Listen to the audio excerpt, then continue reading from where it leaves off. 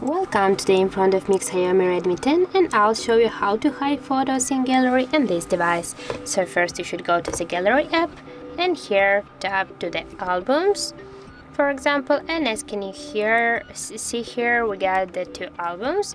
For example, to hide one from this album, tap on the album for a second, just press for a second, and here you can see the hide icon. Just tap on the icon and click OK to confirm.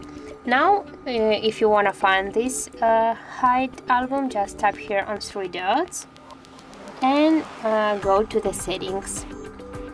Here we got the view hidden album section. Just tap here and as can you see your album is right now here.